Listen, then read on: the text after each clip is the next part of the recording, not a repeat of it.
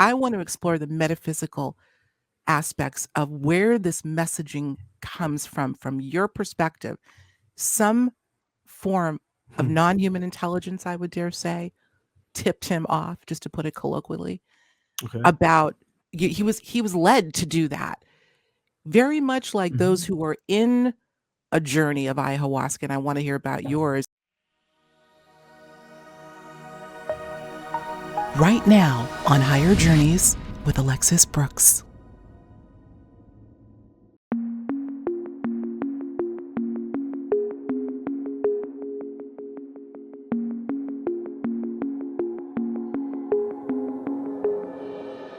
The walk through life is often tough terrain, filled with rocky roads and steep inclines. But if one chooses to open their eyes and their hearts, they will be led to lessons, some small and some offering massive change of direction for the better. For Dylan Charles, editor of WakingTimes.com, an accomplished practitioner of the martial arts and a student of the sacred plant brew known as ayahuasca, his lessons came fast and hard. After barreling down a path of almost certain destruction, Dylan knew he had to make a different choice or face dire consequences. His determination and courage eventually led him to embrace, among other alternative modalities, a journey with what many have called grandmother, the wise and often tough-love teacher known as ayahuasca.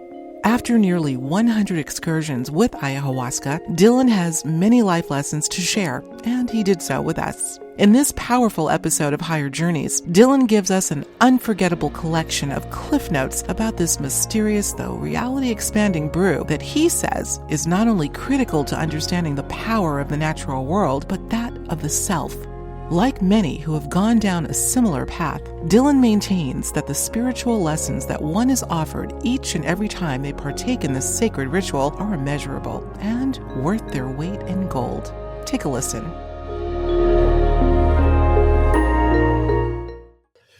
Charles Dylan. Oops. Right off the bat. Dylan Charles. Listen, we're on the record here. I just said that on the record. I have to tell you guys, Journeyers, by the way, Dylan, I call my audience the Journeyers. They know who they are. Well, I was just saying to Dylan, please forgive me if I call you Charles first. Now, I don't know if you want to tell the backstory about what your real name is. For you, it's Dylan Charles. We're here with the Dylan Charles, WakingTimes.com, your number one source for all things that cannot be talked about on this venue. Just so you know. Dylan, thank you for joining us. How are you? Yeah. Happy New Year. Is it happy so far for you? Yeah, of course it's happy, man. My life is blessed with love and kids and wonderful home and positive disposition and like this strength to persevere under these increasingly dire circumstances. Yeah, what's not to be happy about, Alexis? There you go. Glass half full. That's how we love to start the show. I don't know if I'm a glass. I've never considered myself a glass half full guy, but I definitely am not one to shirk away from challenges. So I tend to grow most. I tend to see the best of myself when I'm faced with adversity. So I see that in a lot of other people as well, but most people don't catch that. And so it's easy to slip into the despondency with what's going on. But really, this is a great opportunity to rise up above the whoever it is in you that longs for something different than what you were gifted, you know?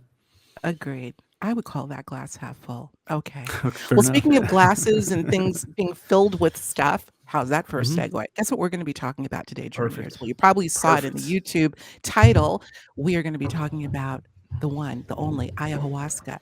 And, Dylan and I had been chatting offline for, a couple, 3 weeks or so. And I just because I'm such a fan of WakingTimes.com, I'm like, I got to have this dude on and have a great conversation. Wonder what it'll be about.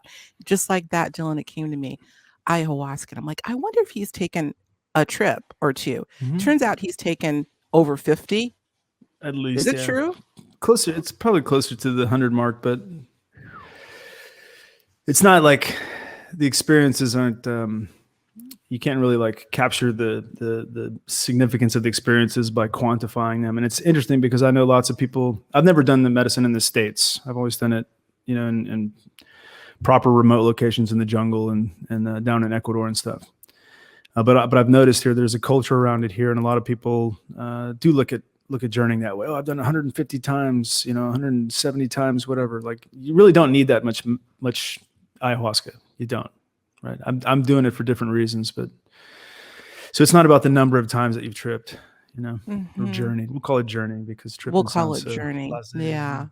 Yeah, it is a journey, I'm sure. Well, I want to say for the record, guys, before we get started, a little bit of a disclaimer. We are not talking about this in the context of medicine, if you will, although it is referred that way, but rather deal in the spiritual significance of these and other what are considered sacred plants. This is something that I've been aware of probably ever since I listened to Graham Hancock talk about his journeys, his sojourn so many years ago. And I've always been fascinated, ever since, I should say, I've been fascinated with this DMT rich brew.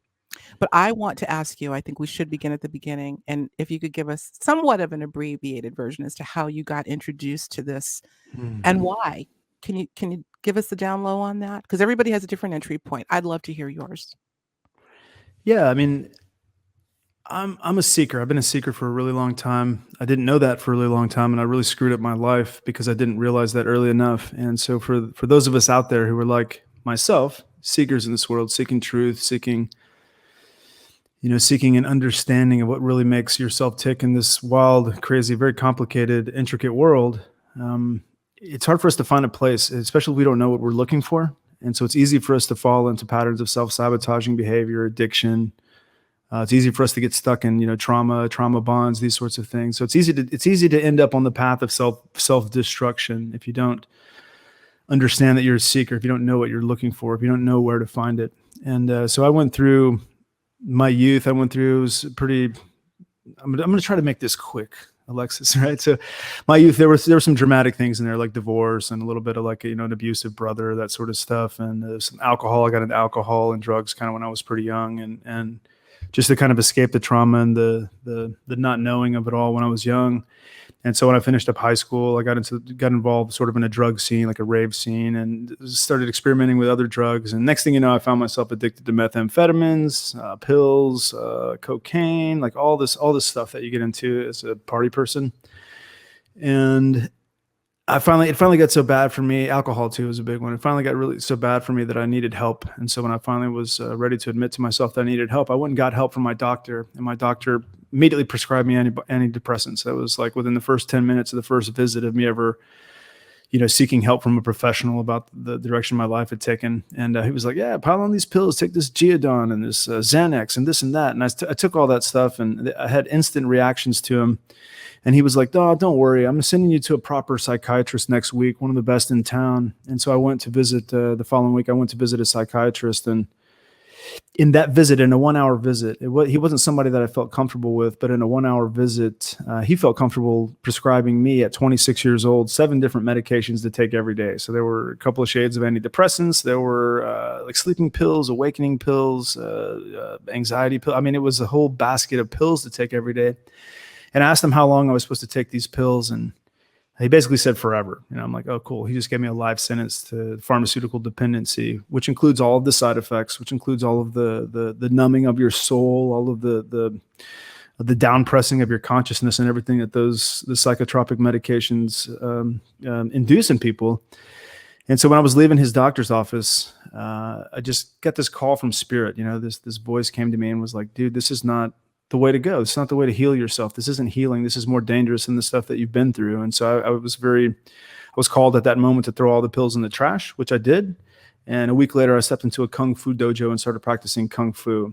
Within 3 weeks, I was like, the depression was gone. The anxiety was cleared up. I was starting to, meet my tribe, if you will. And my whole disposition changed in just a few weeks. And that's not something that my doctors were willing to talk about. They weren't willing to talk about exercise or changing my diet, getting off all the junk food and restaurant food or whatever. So that really started me on the path of personal development, self-actualization. And it's one of those things that perhaps someone out there listening has experienced. But once you commit to yourself, once you decide to take responsibility for your life, right? It doesn't mean that you have to do it alone. It doesn't mean that you have to have all the answers already in your pocket. But what it means is that you it's like a communique goes out to the universe, and you say, all right, I'm willing to take responsibility for it. What's my reward for stepping up to the plate? And the reward is always the same, and Carl Jung called it synchronicity, right? Like they say when one door closes, another door opens.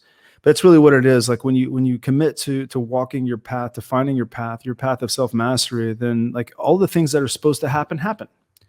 And so in that journey, like that led me quickly to, Kung Fu. I was working on Kung Fu, but that led me quickly to Tai Chi, which really helped to calm my mind down. It took me a really long time of practicing Tai Chi before I could really relax and slow down my mind. I had been previously diagnosed with ADHD and ADD, which is, those are conditions, right? They're not diseases. There's nothing chemically that they can explain, that there's nothing that they can prove chemically that would explain why you think a certain way. But I had those diagnoses under my belt, and so I having just having the willingness to take responsibility for myself really just opened up all of the synchronistic doors in my life. So that included, like I said, Tai Chi, which helped me to cure my mind, Qigong, which really started to help me to cure my body and really start to understand how the energy system within my own body works. And along that path, like it was every book that I needed, every author that I needed to read, every quote that I needed to hear, every idea that I needed to consume, right? They all just appeared in my lap, and opportunities opened themselves to me. So within just a couple of short years after that, but we created a situation, my wife and I, where we moved down to Costa Rica. So we were living in Costa Rica, and within the first few months there, I got a message from an old friend that mentioned something about ayahuasca. I didn't know what it was, had no idea. But as soon as he mentioned it, what year was this? Would have been 2010 when I first heard of ayahuasca. So it was one of those synchronistic things where I had, when I moved down there, I had a bunch of books with me. One of those books was called The Cosmic Serpent by an anthropologist named Jeremy Narby. It's an excellent book. What he does in that book is he's basically looking at cave art and indigenous art from around the world and noticing some similarities, especially things like the patterning of the double helix, the strands of DNA. He was seeing these images in, around the same period of time. You're going 10, 12,000, 15,000 years back. You're seeing similar artwork on separate continents. So he was kind of wondering how these same ideas were being communicated across land and time when there was obviously you didn't have cellular infrastructure back then. And so he went down to the jungle the jungle in South America to try to understand, what this perspective was about. And so he went in search of ayahuasca or whatever. But on his way, he found many people who worked with plants who were able to teach him just sort of like the hierarchy of the plants of the Amazon. Mm-hmm. And in a lot of cultures down there, tobacco would be considered the mother of the plants, right? And so there's things to be learned from tobacco. Okay, we're not talking about the tobacco that you serve, in Marlboro cigarettes, whatever. We're talking about tobacco rustica, like a fermented type of tobacco down that you'll find in other parts of the world. And so what he figured out was that there was a concoction that they were making, right? So they were combining two plants out of the jungle. So you're talking about a pharmacopoeia of plants. So there's some places in the jungle in Ecuador, for example, in the Napo Galeras area, where there's close to 80,000 species of plants to be found within just a few square kilometers of each other. I mean, it's biologically diverse. It's incredibly biologically diverse. And so what Jeremy Narby learned was that they had been taught by tobacco which two plants to mix so that they could have the experience of ayahuasca. And so the tradition goes back perhaps thousands of years. No one really knows. But somehow somebody had the idea to cook these two particular plants out of all the possibilities together. And that gave them an experience which elevated their souls, allowed them to communicate, through the veil, if you will. And it was a very, very transformative experience that became part of many, many cultures down there. So I heard about it and had the opportunity to do it. I didn't really know what it was before, and I had sort of read some stuff about it in this book, and I was like, I'm going. So I went. And so the first time that I went was it's 11 years ago, at the beginning of 2011. A friend of mine has become a really good friend. He's an ethnobotanist. He has a property in a remote part of Costa Rica on the beach, a full ayahuasca garden with all the admixture plants and everything that you could possibly want. I mean, it's extraordinary. It's beautiful. But I went down there, and he was accompanied by 2 elders from a tribe called the Sequoia. So the Sequoia are a small tribe of the upper Amazon. They can be found roughly in the area of where Ecuador meets Peru, meets Colombia, right there. There's a patch. So they actually have some sacred ancestral lands that are protected by the governments there. So they actually have like an area of the forest there, which is primary, untouched rainforest, where their cultures have been living and thriving in for who knows how many thousands of years. Unfortunately today, I think the tribe of the Sequoias numbers are somewhere under 600 people total, which is Wow. quite remarkable. But so they're considered to be, I would say the best way to say it is that they're the probably the oldest non-syncretic ayahuasca tradition left on the earth. And what that means is that their tradition of drinking, their perspective on the plant medicine and its use isn't colored by Christianity. It isn't colored by mestizos. It isn't colored by any outside influences. So it's a very original, traditional way of preparing the medicine and taking ceremony. So it's very, very unique. But there were 2 elders from this tribe there when I went down to my friend's place. And I went down there for the first time I went down there was a 10-day retreat. And so we spent the first 3 days doing what are called renewal ceremonies, where we wake up at 3 o'clock in the morning and we consume large bowls of warm tea. It's basically ayahuasca tea, but it's very watered down. It's like unprepared ayahuasca tea. And you drink those, and it's an emetic. So the purpose of it is to vomit, is to let go, is to like clean out your digestive system, clean out your energetic system, so that when you do a proper ceremony, you're much more in balance, you're much calmer, you're much more grounded and ready to go. So we did that for 3 days, and then for the next 6 days, we did a proper ayahuasca ceremony with the Sequoia elders. They call the medicine yahe. There's some traditions that call it yahe, so I'm going to call it yahe from now on because there are some subtle and not so subtle differences between ayahuasca and yahe. But the tradition of the Sequoias, they're considered to be yahe drinkers. In fact, there's a really excellent book about one of my elders' father. The book is called the Yahe Drinker. You could probably find it on Amazon. But one of my elders, Don Delfin Peaguaje, his father was, I think, Fernando. I can't remember his name, but it's in the book, and his whole story is in the book. He was one of like the last true great healers, ayahuasquero healers of the Amazon. And so even those alive today who've carried on the tradition are considered to not have his skill and his understanding of like the depths of how to heal with the medicine. So really is kind of a special tradition. So I've been part of that for a long time. Okay. Wow. Oh my God. I had to put you on solo so I could take some copious notes, which I didn't get to do because I didn't want everyone to hear. So look, I want to go back a little bit, Dylan, because this is intriguing to me. I mean, this whole idea of the discovery of any given thing that turns out to be this elixir that can change and has changed lives. You have to wonder. Now, you were saying perhaps thousands of years ago, this individual went into this very, very rich forest and just felt the need, had the epiphany that he should take tobacco and mix it with this and do something else, and boom, here we go. It's not that easy. It didn't happen that way, I don't think. No. I want to explore the metaphysical aspects of where this messaging comes from your perspective. Some form of non-human intelligence, I would dare say, tipped him off, just to put it colloquially, about he was led to do that. Very much like those who are in a journey of ayahuasca, and I want to hear about yours and the entities that are met and teach. What are your thoughts on how much have you pondered the origins and where the message came from to put this brew together? What do you know about that? What's been discussed? Well, here's what I know.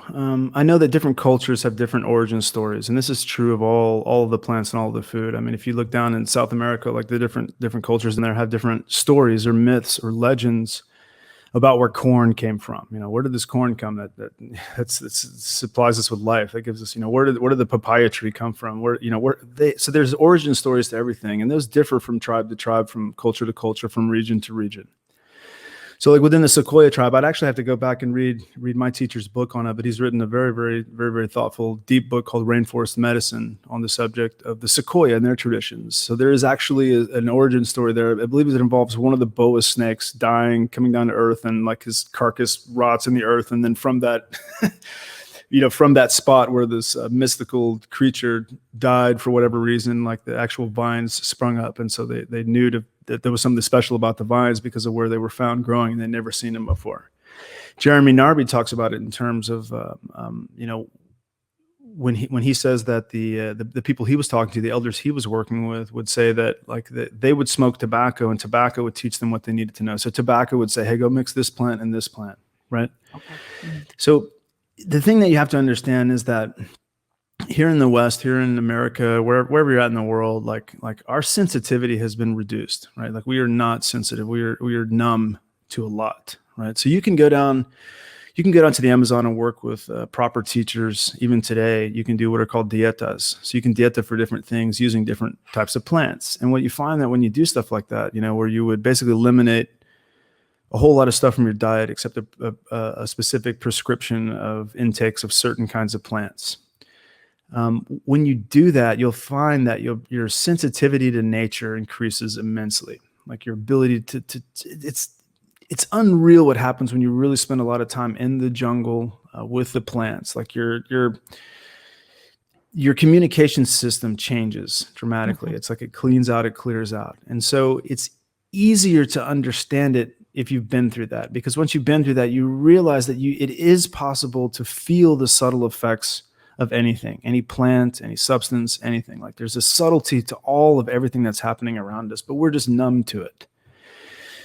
So I've had experiences where I've been in the jungle, and I've been basically just touring through the jungle way out hours, like dozens of hours away from anything, with Sequoia elders and tribe members, and walking through the jungle with them. And every few feet they stop to look at another plant, talk about it, discuss it. And they know every single plant, what the plant is good for, if the plant heals you, if it harms you, what animals are attracted to the plant, what it's useful for, what it can be mixed with, everything. So there's a level of understanding that comes naturally when you're in that environment, and when you're not polluted by all of the things that we're polluted with. And I mean, of course, the foods, the chemicals and everything, but also the media, the ideas, the culture. Sure. Terrence McKenna is famous for saying culture is not your friend. And there's a reason for that. Culture closes you down to a perceived set of possibilities, right? You're limited to what the culture says is possible. So I think that like the stories for me, like after spending so much time in the jungle and visiting South America and whatnot, like to me, it makes sense that you would be able to see and sense and feel your way through this. Like there's a communication process between nature and human beings that happens, and we've been very, very like disconnected from that. No question about it. Yeah. My take on it really is that ayahuasca represents a feminine spirit of the earth, Gaia, right? Tierra Madre, Pachamama, right? Like there is a definite spirit, like a representation, like a being that we live on, that we walk on, right? And I've been very, very close to this being, and I think that really that's how she communicates with you. It definitely feels like a very feminine, old, grandmotherly spirit. And so that's why you'll hear a lot of people talk about this medicine as grandmother medicine, right? Yes, that's right. To give you just a little bit of contrast, I'm also part of a tradition of African medicine called Iboga, right? So this is from the rainforest of Africa. It's the root bark of a little shrub that lives in the rainforest, right? And so their origin story is a little different. Like they actually say that, there's a whole story around that as well. But like they'll tell you that the medicine was discovered, or the Iboga was discovered when one of the hunters went out in the forest, all day hunting, and checked one of his traps, and he was tired from a long day, and there was a porcupine in the trap. And so he took the porcupine home, gave it to his wife, told her to cook it, and drank some palm wine and crashed out drunk to sleep. She ate the porcupine, and by herself, she cooked it and ate it by herself. And then she went into a deep visionary journey all night. And the next day she was like, holy smokes, something happened. And so she told her husband. The husband takes that information to the chief. They talk about it with the chief, and the chief says, well, that's really interesting. Where did you find this porcupine? So they go back to the place where they found the porcupine, and sure enough, there's some, tabernanthe boca shrubs right there. And so they gather some of that stuff. And of course the chief is like, all right, woman, you take this again. He's afraid of it. And so she takes it again, and same things happen. She goes on a deep visionary journey that allows her to see the origins of life. It allows her to see like the meaning of her own life, right? Her ancestral lineage. It allows her to go back in time and really understand her whole purpose in the world, and her whole purpose in her tribe, and her whole purpose of being. And so that's really how like that's how they'll tell you, like the Bwiti from Gabon will tell you, like that's how they supposedly discovered the medicine.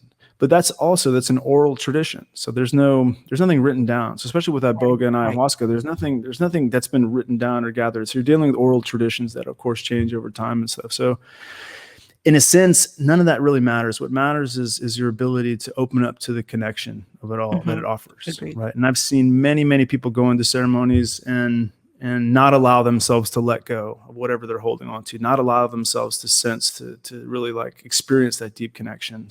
If you're enjoying this episode, along with all of the subjects that we cover here on Higher Journeys, then I invite you to join our members-only community on Patreon, where we go even deeper into the conversations with the guests that you know and love.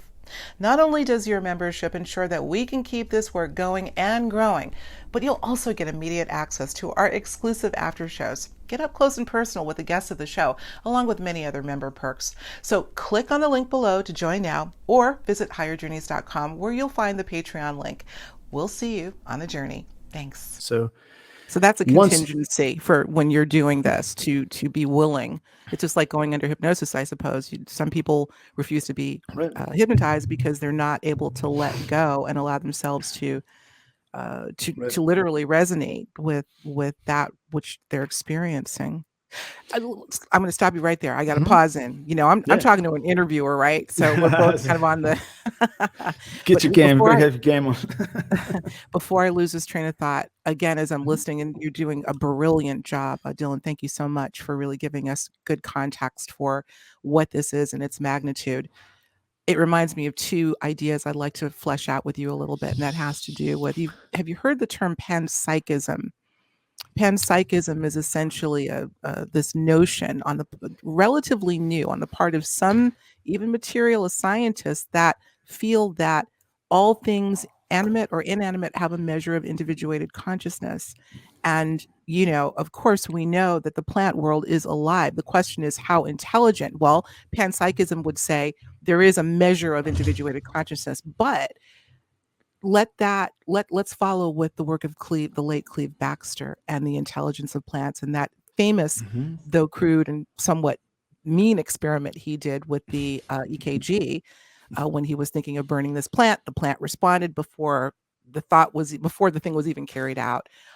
Let's talk about that for a minute, because something is going on here. You're talking about being in nature, and the more we're in nature and the way we're in nature, nature will begin to inform us of herself. That makes perfect sense to me. Yeah. But there's no way we can have that conversation without bringing this idea of intelligence, and to what extent, not just intelligence, wisdom of the flora and fauna of this planet. Let's just talk about that for a little bit. However you want to tackle it, because it's intriguing. And I'm a big nature person. I'm a big gardener. I'm a tree hugger. I do all that stuff. But I'm very fascinated to the extent, I have no question that nature is intelligent and wise. And the two are, well, they're not mutually exclusive, but you know what I mean. But also the means by which we connect with that. It's deeper than one thinks. Is it harder? I mean, do we have to go to the Amazon to be that embedded in nature and to start communion with nature? Let's just answer that any way you want. I put a lot out there, so tackle whatever you want. Yeah. First off, I've heard of panpsychism a little bit. I haven't like gotten too deep in it. I'm an experiential type of person, right? I tend to place value on experience over intellectualizing things, right? And so when I have a conversation like this, I kind of, part of me wants to be like, just go to the jungle and see for yourself. It's hard to describe what we're talking about here, right? It's tempting for us in North America or wherever we're at. Again, it's tempting for us to want to be able to like fit things into a box or try to explain things away to where they approach some sort of sense of scientific recognition. And I think that like that's something that we've talked about for years at Waking Times, is the scientific materialism and how dangerous that is, how dangerous of a worldview that is. And I think you're seeing that right now. I mean, there's no doubt that like there's an absolute takeover of scientific materialism with the measures that are being rolled out to combat the situation that we're all in, right?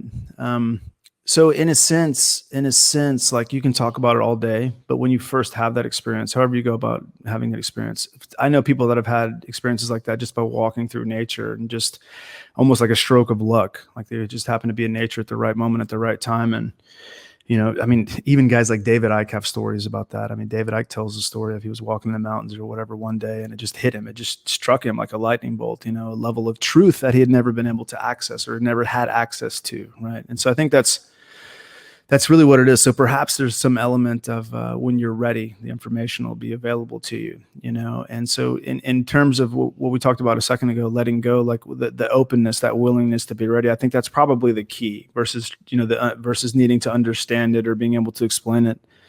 The key is really like being ready to let go, to be open to, you know, the possibility, open to bigger messages, you know? And so I've seen many people talk about the experience of ayahuasca and refuse to do it, absolutely refuse to do it on the grounds that they're afraid of throwing up, you know? And I think that's a great metaphor for what it means to the type of mindset that we have that's holding on, that's clutching to a rational, sort of like rational space that we have to, you know, be protected in, if you will.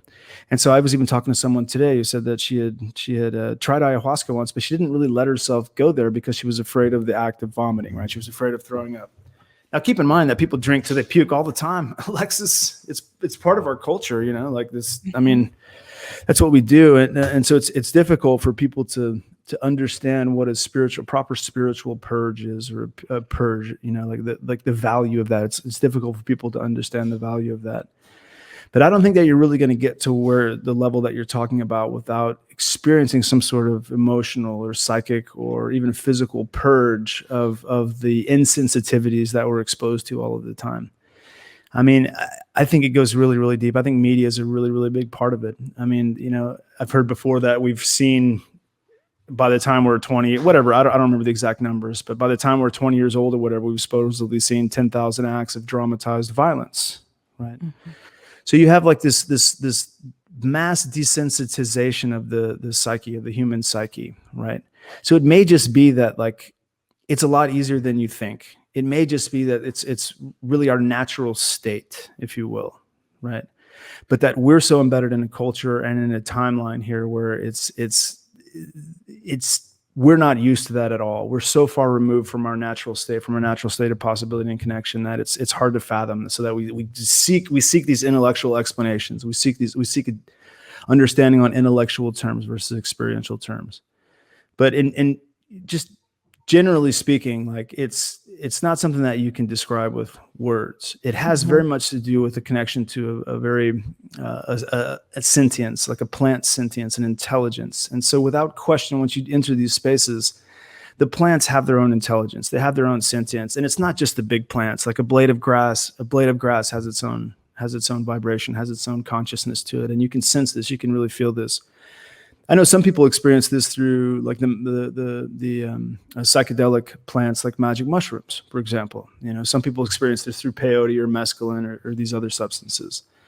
But I think that ayahuasca definitely invites you into the space of where the spirit is able to communicate across the veil, the way that I put it, across the veil. And the reason why I say across the veil is because if you go deep enough into the experience with ayahuasca, like your perception opens up beyond what is, and the same thing with iboga too. Your perception opens up beyond your vision, right? Beyond just your five senses of, you know, touch, taste, feel, smell, see, right? And so you get to a place where you're seeing things, but not with your eyes. You're feeling things, but not with your touch, right? You're hearing things, but not with your ears, right? So it's a totally different connection to your senses, right? And so without actually having been there and done that, it's hard to say. But in order to get to that point, you absolutely have to have a willingness to like detach yourself, to let go, to let yourself escape, to let yourself soar and fly. And the thing that happens, I've worked with hundreds of people in these environments, you know, as a facilitator of these medicines. And the thing that always happens is that people show up with fear. People show up with fear of whatever, fear of death, fear of life, fear of failure, fear of the new world order, fear of whatever it is. You know, people show up with fear. And the biggest fear that people have I think, is the fear of not having control, the fear of not being in control. And these medicines absolutely, or these plant medicines absolutely can bring you to a space where you don't have control.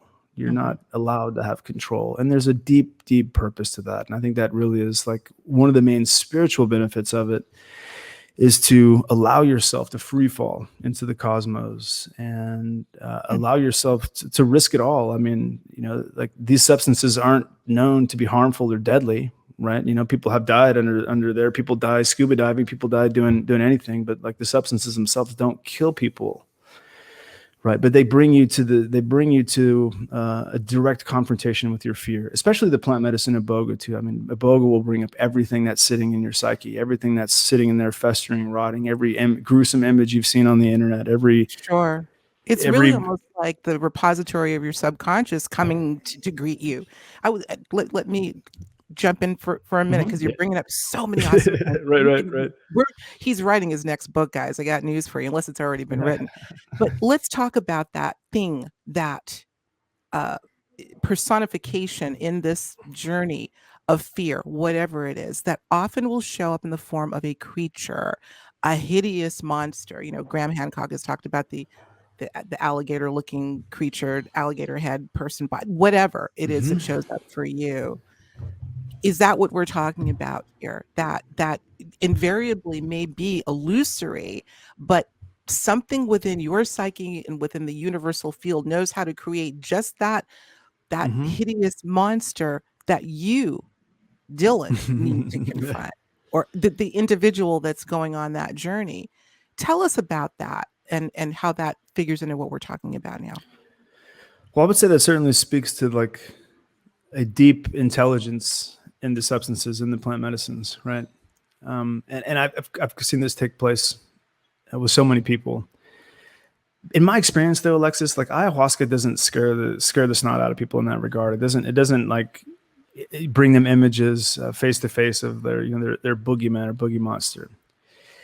Ayahuasca scares people in the sense that it pulls them out of their identity. And I've heard this process called ego death, that sort of stuff. I've been through this. It's very, very dramatic, can be very traumatic. I've seen other people go through it, but it pulls you away from the things that you consider to be you. That's the scary part. That's what I mean, letting go. So it's not about a specific imagery or a specific, ghoul or anything like that. It's about, it literally is. It feels to me, it literally has to do, it's more like a fear of bungee jumping or something, right? Like bungee jumping is not something I've ever done. It's not something I would ever want to do. It's probably not something I ever will do, right?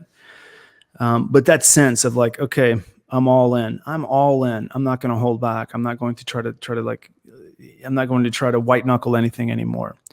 And so what that actually looks like, and one of my personal experiences with this was that I felt this sense that like there was a really like deep spiritual part of me that was perhaps at my core, right? So this is like the true me, the real me, this being of light, this being of pure energy. But I had never seen that before. And so the plant medicine, ayahuasca or yahe, created the experience for me. It wasn't looking at a ghoul or a monster. It felt like a light, just like an energy being pulled out of an identity. And what do I mean by that? I mean, look at me, you're calling me Dylan Charles or Charles Dylan or whatever you call me. Those are some syllables. Those are some sound waves that somebody gave me, right? Another human being gave me when I was born, right? It could be anything. My name could be anything else, right? My identity was also my profession, the job that I had back at the time, the career that I was involved in. My identity also had become my relationship with my wife. We've been married for a really long time, and we got a beautiful family together. So also the relationship with my kids. So people don't understand that like our attachment to things, our attachment to life, our attachment to relationships, our attachment to these colorful buttons that we put on our ego that say, oh, I'm this, or I have this, I've got a nice house, I've got this. Like those are all attachments. Those are all things that your soul is shielded itself with, that's holding on to. And so the fear in these types of situations comes with letting all that go and being absolutely defenseless and not knowing what comes next. So it's more of a fear of the unknown. It's more of the fear of free fall than it is like a monster. Yeah. That's amazing. Thank you so much for that. I want to go back to the experiential. You made such a good point, and I could not agree more, Dylan, in terms of, and each of us has a measure of this. I always say the left brain's got to take its freaking foot off the gas pedal and let the right brain take its proper place of prominence, because the left brain wants to work it out. We all do. I'm guilty of that too. And yet I am such an advocate of the experiential over any other measure of validity to something. So I just wanted to make that comment. I appreciate you bringing that up. Yeah, There won't be any need to believe in the validity of such things. If you experience, you can bypass the belief altogether, which you have license to do. I also wanted to just comment on this inability to describe exactly what the experience is, similar to what we call peak experiences, of which I've had, transformational, kundalini, whatever word, sound, syllables we put on these labels, these experiences. How many times have people come back from those journeys, me included, saying, other than giving you a chronology of what I recall happening, I can't put it in words. Very similar. Can an ayahuasca trip be simulated, you think, without doing ayahuasca? I hear that so often. Do you? Yeah, I hear that from people who are like, dedicated to particular spiritual paths. Like I've got some Buddhist friends, for example. I've got some friends that are in like AA, Alcoholics Anonymous, and places like that, where they achieve spiritual awakenings, but on top of built on the pride of not having to be dependent on any substances to achieve those experiences. And I've had so many people tell me that they can get to where ayahuasca takes them without taking ayahuasca, and I'm saying no. You're saying you disagree with that? I'm saying I absolutely disagree with that. I mean, there are definitely places you can open up within your own consciousness. There are places you can go and explore, but ayahuasca is unique. Iboga is unique because you're invited into this spiritual space of something else, right? And you're not going to get invited to that space without, the proper invitation. And the invitation is proper ceremony. It's a reverence towards the medicine. It's an understanding of how to prepare the brew. It's an understanding of how to act and how to carry out a proper ceremony. It's the understanding of, what to do during the ceremony. These are the things that bring you into that playing field of this other spirit. So we can meditate I've got people I have friends that have been, doing TM, transcendental meditation, for 34 years. And I know they go to some deep places, and I know that they have, their own mind maps, their own doors and vaults and, layers that they can explore within their own consciousness. The possibilities are infinite, of course, but it's not the same space as you would enter with Iboga or ayahuasca. I mean,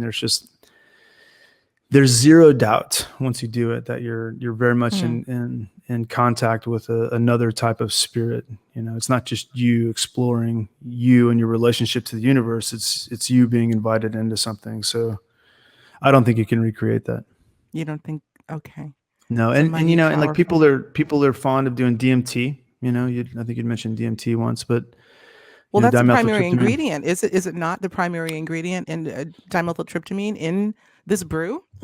Well, they say that it's the primary psychoactive ingredient. Okay, but just like anything else, you can take anything out of its context, and it is and out of its context, it may be what it is, but it doesn't represent the full color, the full spectrum, right? So if you look at ayahuasca itself, like the brew of ayahuasca, it requires two plants, right? So one of the plants is Banisteriopsis caapi. There's a number of varieties that's the ayahuasca vine. There's a number of ayahuasca, different types of ayahuasca vines that are, you can tell them apart by their the shape of the vine. You can tell them apart by some of the leaves, but mostly by the flowers, the colors of the flowers.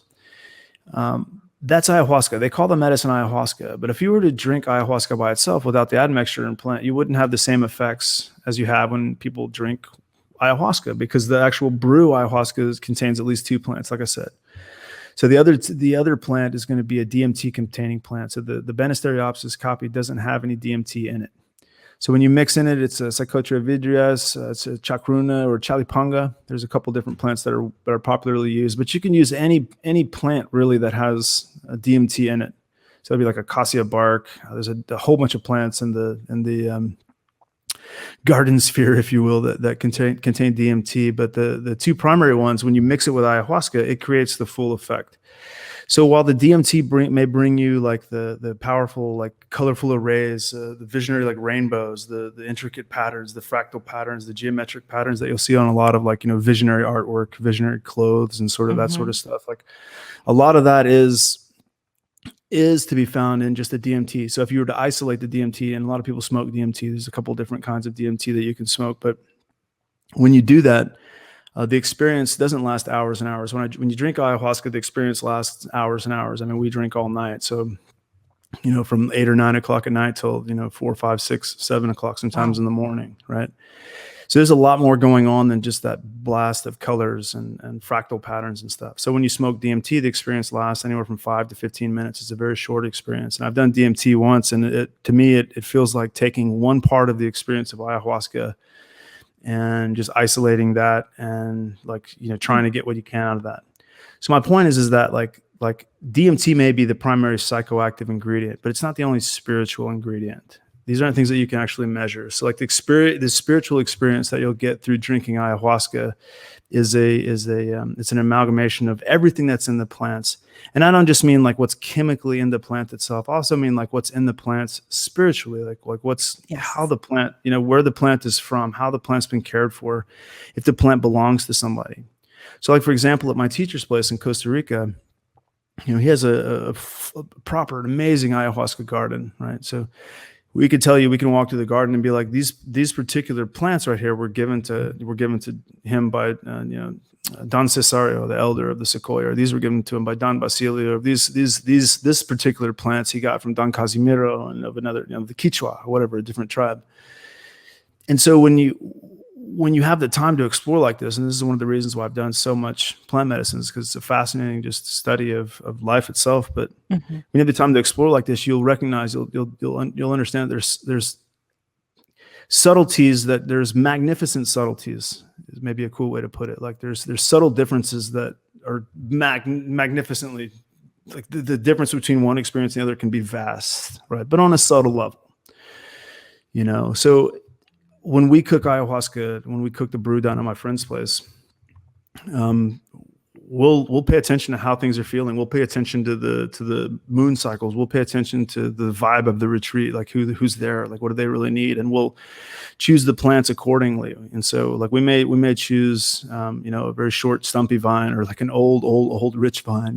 Depending on what we feel like the experience needs, because within the plants themselves, above and beyond the chemical stuff, is a presence, right? It's its own like sentience, like we talked about. Absolutely. And so I think that's hard for people to understand, especially when people's experiences of this plant medicine are limited to what they've had in the United States. Because here in the States, it doesn't really grow natively. It's any of the brew that I've seen come through the States is always manufactured somewhere else, usually South America or Hawaii or someplace, and shipped over. So it's not only a matter of the plants, it's a matter of who cared for the plants, who cared for the brew, interaction. Right. The whole procedure, the whole protocol, the whole procedure of how the plant medicine got from the pot to someone's ceremony. That makes a difference. That makes sense. Listen, that makes perfect sense to me, and I have a feeling it'll make sense to a lot who are listening. I mean, look, what we're talking about, as I'm listening to you talk about this is where the term sacred comes from. Understanding we as active participants in, whether it's the procurement of the plant, the repositioning of the plant, the love that we give to the plant, there is a symbiosis, I believe, that must be existing that will largely affect the outcome of the person that's having this journey.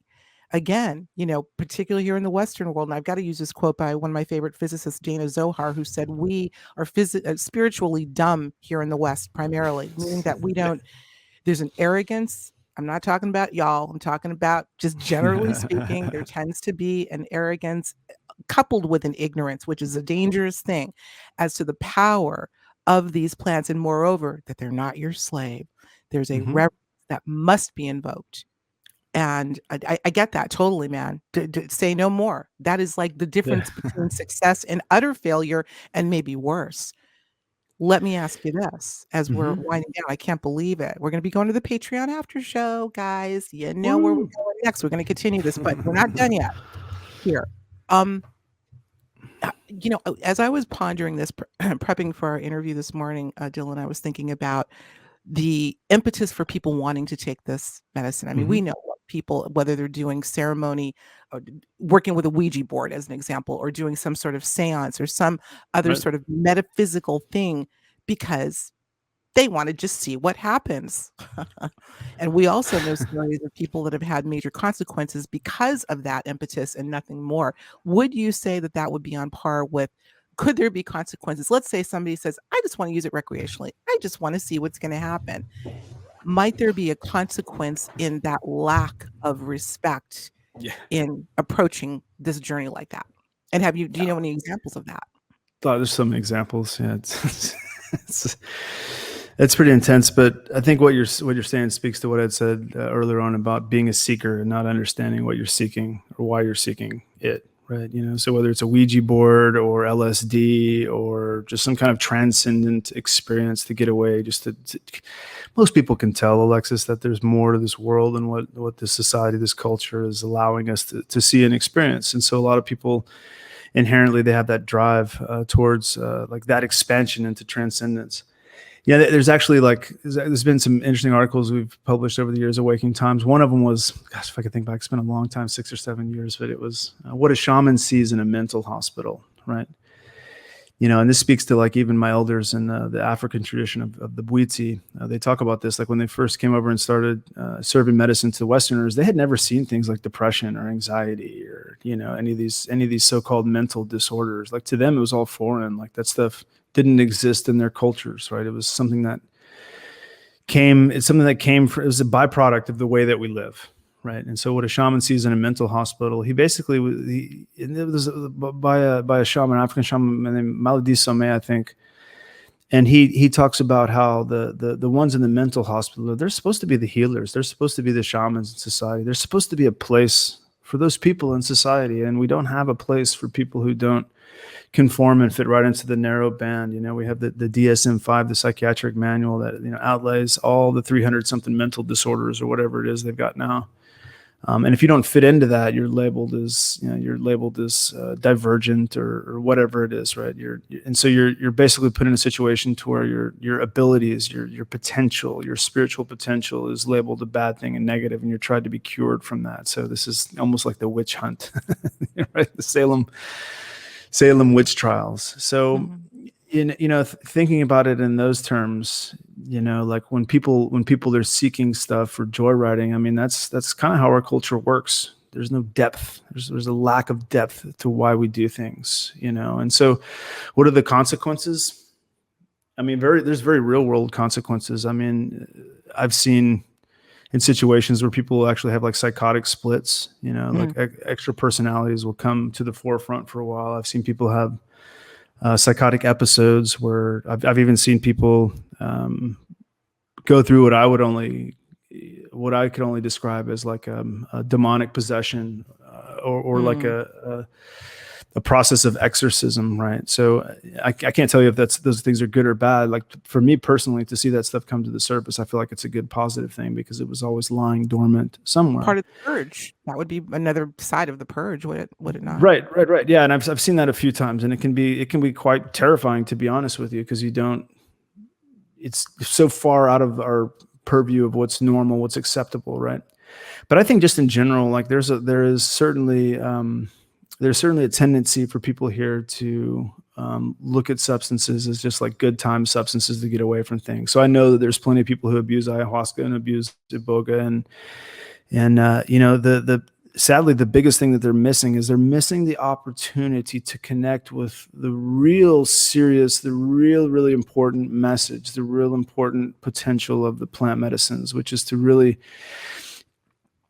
You had asked me something earlier about what people see, what people see in these things. Well, we've all heard stories of people shape-shifting into jaguars or jungle cats, or people shape-shifting into bats, or, wild javelina or wild boar, whatever it is. We've heard those stories of shape-shifting. Well, I know for a fact that that's actually true. People can achieve those things.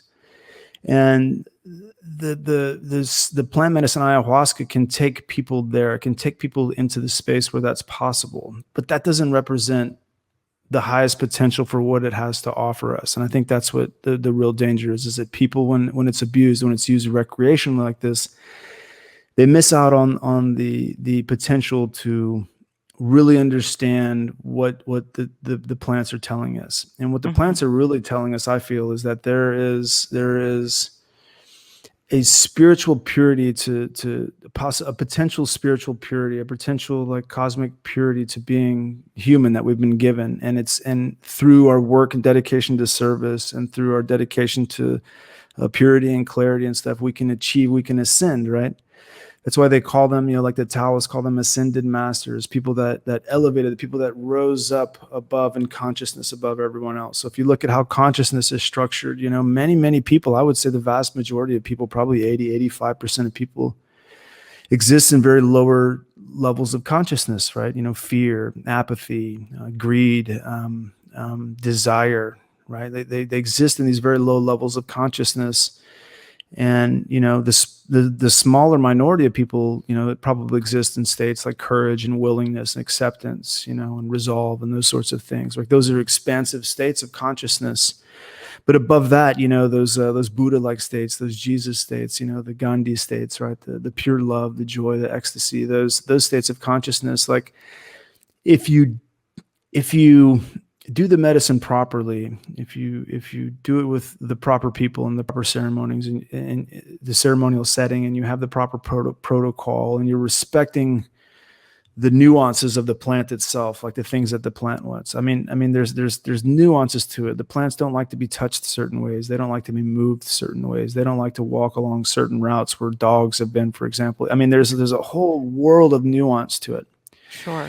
And so if you're able to actually approach it in that way, it's possible for you to see what's above all of the shape shifting, all of the ego. It's possible for you to see what's above just all of the chaos and confusion in our society. And to me, that's the real gift, is like getting a glimpse of that level of pure consciousness. If you've ever achieved that through the medicine or through any other state, really, like to have touched that, it's like reaching the mountaintop of enlightenment. You can't stay there. Nobody can stay there, Alexis. But to know that it's there brings a certain like peace and just a certain calm to one's life. I've seen, and I've experienced this myself. Like it's easier to face the challenges of the day when your perspective is as large as that. It's easier to treat people with kindness. It's easier to see people as similar rather than different. It's easier to see across these lines of division and stuff when you realize that above all of us, there's what's operating above all of this is a level of consciousness that is always there. It's always there, right? Absolutely. And just most people just don't know that it's there. And I think that's the main thing that people are seeking, right? That's the thing that I was seeking. And I thought if I took some acid or if I ate some ecstasy or something when I was young, that I would get there. And you kind of can touch on it sometimes. You can kind of get a glimpse, a tiny little glimpse, but to have the true honor of really like conducting a proper ayahuasca ceremony with proper traditional elders, and especially like with the boga as well, and being able to see the view from the top, that's what people are missing. And you're not going to get that. Like it's very rare that people get that in the kind of like traveling shaman ceremonies we have in the United States, and the kind of the way that I've seen ceremonies conducted. I mean, even in the town that I'm in, I've been invited to many ceremonies. I've never had the need to participate in any ceremonies in the United States because my cup is full, if you will. But I see how people go into it and they come back and they're looking for the next ceremony. They're looking for the next ceremony. To me, that's a red flag. Something's off, Okay. Quite interesting. 2 words come to mind. Then we're going to wind down and go next door. The first and foremost, and the journeyers have heard me say this before, is humility. Humility. I think that if you approach this, and frankly, any other very sacred experience with humility, universal humility, I'll tell you what my journeyers have heard me say. If you dare explore the true nature of reality, humility is a universal mandate. Yeah. Period. Yeah. If we start with that, I don't think you can go wrong. And of course, reverence, respect. And I appreciate how you have really driven that message home today. I really appreciate that. Yeah, humility is it's incredibly important, but it's also something that people have to learn for themselves. I mean, agreed. Like I can't tell you how many journeys I've gone in and just been, smacked down by the spirit of the plant medicine, just beat to a pulp and come to the next morning and been like, oh my God, what just happened to me? So like those are like, you don't just have humility that you can turn on and turn off, it's like dormant. No, I think it's got to be a foundational. Right. Yeah, right? It's got to be foundational. It comes through experience. No right? You Yeah, have to have a reason to be humble, so. Agreed. All right, man, listen, we're going to wind this down. We're going to go to Patreon. A couple of things came to mind. Oh my God, lots of things came to mind, but I really can I just say something real super quick? Well, yeah, go ahead. If you're switching over, I'm not sure if you're forming here, but if you're switching over to Patreon, anybody that's here listening, like I relay a lot of this work in the coaching that I do with self-sabotage and self-mastery coaching. Check that out at dylancharlescoaching.com. I've got an event coming up on the 26th of January. It's it's called Crack the Code of Self-Sabotage. And it brings together all of the stuff that we're talking about in a way that'll help you to develop a deeper connection with yourself. So I wasn't going to. I had to plug that. I had to just drop that in, Alexis. Come on, you didn't follow my lead. I wasn't going to let you do that next, but he got it in anyway. We will have links, obviously, to wakingtimes.com. There's such great stuff every single day. This is like a daily dose of truth, Dylan Charles style, including this event that I know is coming up on is it the 12th of January? I'm going to do it on the 26th of January. Yeah. On 26th. Okay. I think it was the 12th originally. It was the 12th. I pushed it back a few weeks. Yeah. Okay. To get the opportunity to sign up. Absolutely. I know it's going to be all that. I actually took a week off for the holidays. Alexis, my wife, totally convinced me to take some time off. And I was like, no, honey, we got to barrel through. This is America. Content creators aren't allowed to do that. I'm kidding. Take a week off. So I took a week off. And so I'm adjusting for that. But yeah.